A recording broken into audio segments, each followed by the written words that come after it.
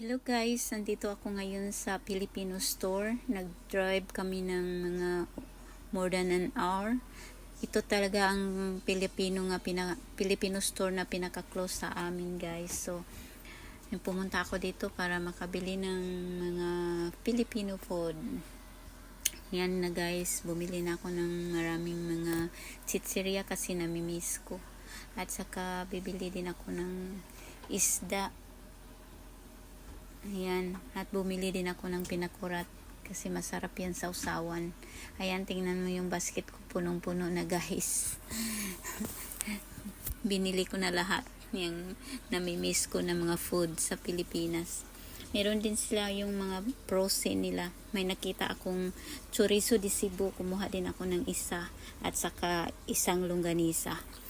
At kumuha din ako ng pansit canton.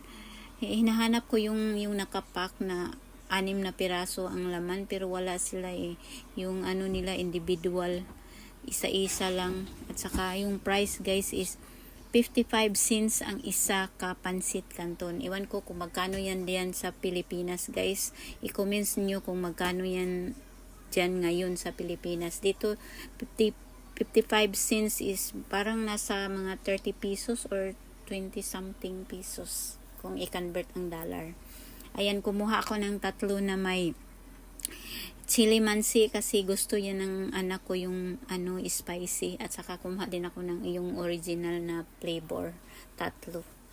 At ayan, kumuha din ako ng bangus at saka galunggong para magprito ako at sausawan sa pinakurat. Masarap yan guys, yung bangus na daing, ang sarap. Mayroon din sila mga pansit, mga sutanghon. Yung tindahan nila guys, hindi pa talaga masyado natapos sila, babago lang nilang lumipat dito. Ayan, mayroon silang mga yung breadstick, yung mga chicharon, yung lahat, mostly marami silang mga mostly Filipino food talaga to. At may nakita din ako ng walis tambo at walis tingting guys. Na-miss ko ito magamitin kasi dito yung magwalis kami sa labas, hindi gamit yan rake or blower kasi makapal ang mga lalong na pag winter.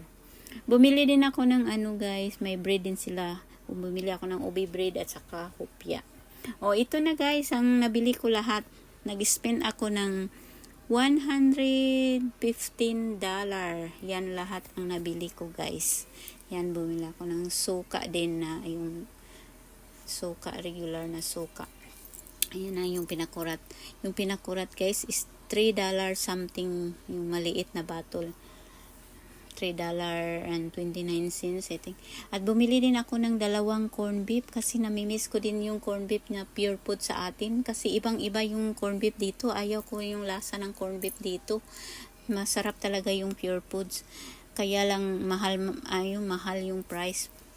Almost $9 ang isa niyan guys. Parang $8.59. So, parang nasa around 500 pesos ang isa. Iwan ko kung magkano dyan sa atin. Ayan, yung chorizo de Cebu din. Yung nakuha ko at saka yung longganisa. I-comment niyo guys kung magkano yung mga price dyan. Yung nabili ko kung magkano ang price dyan doon dyan sa Pilipinas. Ayan, bumili din ako ng pork cubes kasi masarap din yan pag magluto ka ng mga gulay. Yun lang ang itimpla mo, masarap na. Ayan, bumili ako ng 2 clovers guys, tag $2.29. At yung piwi, bumili talaga ako ng 3 kasi namimiss ko talaga ito guys. Yung bata pa ako, yan ang paborito kong chichirya, piwi. Yung tag piso lang yan dati, yung maliit pa ako. Ngayon, tag $2.29. So, nasa mga 130 pesos siguro kung i-convert sa pesos. Basta kayo ng i-comments nyo kung magkano yan ngayon sa Pilipinas. At bumili din ako ng movie, the same price lang din. Tag $2.29. Ayan, yan lahat ang nabili ko. At bumili din ako ng guys, bumili ako ng kimchi. Mayroon din akong binili na kimchi, guys. Yung kimchi ko is like $9, I think. Gusto ko yan, masarap kasi yung kimchi din yan. Yan ang kimchi ko nabili. Maliit lang siya pero $9, guys. Pero gusto ko rin yan. Saka bumili din ako ng mga yung young coconut para pang salad, fruit salad, guys. Masarap din yan. Ihalo ng fruit. At may nakita din ako yung salabat, ginger with calamansi. Yan, $4 yan, guys. Sobrang liit lang, pero $4. So, parang yung $4 is like 250 pesos or 200. Yung pinakurat din, yung maliit, $3 something din yung price niyan. Ayan, lahat ng nabili ko. Ayan, lahat.